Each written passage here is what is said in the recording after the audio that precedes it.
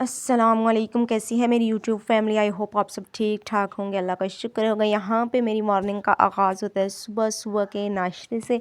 यहाँ पे मैंने जो रात के बचे हुए तंदूर की रोटियाँ थी, हम लोग इस तरह से करते हैं ना, दिन को तंदूर की रोटी बनाते हैं, शाम को वही यूज़ करते हैं, वो काफ़ी गर्म होती हैं।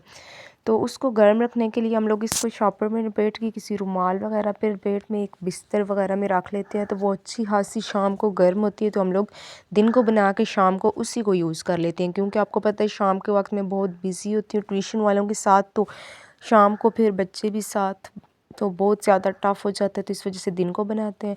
तो ये आज कुछ शाम की रोटी बची हुई थी, तो मैंने अपनी बेटी को इसी के ऊपर घी लगा के तो पराठा बना के दिया। तो यकीन माने ये बहुत मज़े की होती है, जब इसको पानी लगा के उस तरह से पराठा बनाते हैं ना, ये शाम की बची हुई रोटी बहुत ही क्रिस्पी और बहुत ही मज़ेदार होती है।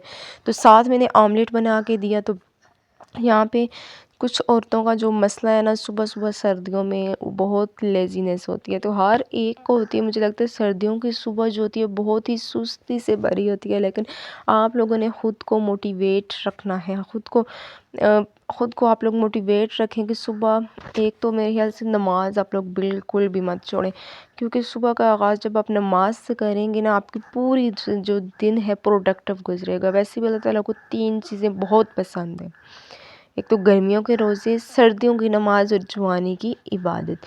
तो आप लोग कोशिश किया करें अपनी सुबह का आगाज़ नमाज फ़जर से किया करें, तो अपने दिन का आगाज़ फिर आप लोगों का अच्छा हो जाएगा। यहाँ पे कुछ शाम के चावल बचे हुए थे, जो मैंने दोबारा गर्म करके अपनी बेटी को लंच में दे दिया। हम होम मेकर्स का काम है कि किस तरह से बची हुई चीज़ों को हम लोग यूज़ करें, तो उनको वेस्ट कोशिश किया करें कि ना किया करें, किसी ना किसी तरह से उनको यूज़ ज़रूर किया करें। तो यहाँ पे वो चावल जो है मैंने गर्म करके अपनी बेटी को लंच में साथ डाल के दे दिए थे। तो या तो मैं इस तरह से करती हूँ, जो चीज़ बच्चे इसको फ्रिज में रख के 1-2 दिन बाद फिर हम लोग उसको यूज़ कर लें। एक क्योंकि बच्चे 1-2 टाइम खाएं तो फिर उनका अक्सर मूड ऑफ हो जाता है, वो दोबारा नहीं वो चीज़ खाना चाह रहे होते। तो आप उसको साइड पे रख के बीच में एक टाइम कुछ और पका के तो दोबारा उसको यूज़ कर लें, तो बच्चे भी फिर खुशी से खा लेते हैं। यहाँ पे लंच के लिए चावल भी मैंने गर्म कर दिए थे, साथ उस मेरी बेटी ने लेके गई कि जो दाने होते हैं फूलों वाले लंच में, तो यहाँ पे उसका लंच हो गया था रेडी, मेरी बेटी का काम हो गया था फिनिश।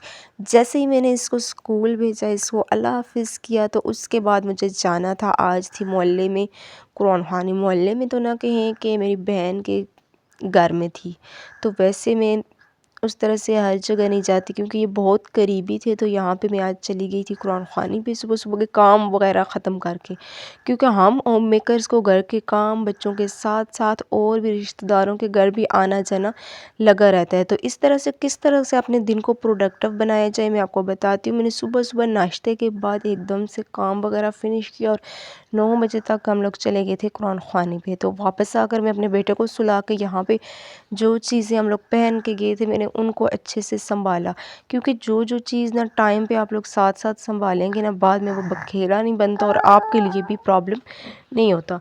यहाँ पे मैंने साथ साथ शूज़ वगैरह जो पहन के गए थे उनको भी सेट कर लिया था, और हर चीज़ प्रॉपर अपनी जगह पे साथ साथ रख दी थी, क्योंकि जब आप ला के इधर उधर चीज़ों को फेंक देते हैं, एक तो चीज़ें आपको पता है आजकल कितनी महंगी हैं, तो वो ख़राब होती हैं, दोबारा पहनने का दिल भी नहीं करता, और आपके लिए भी काम का बर्डन ज़्यादा हो जाता है, तो फिर आपका काम करने का दिल ही नहीं करता। इसलिए कोशिश किया करें साथ साथ चीज़ों को उनकी असल जगह पे रखा करें, ताकि टाइम भी मैनेज हो और आपको भी सुस्ती वगैरह ना आए।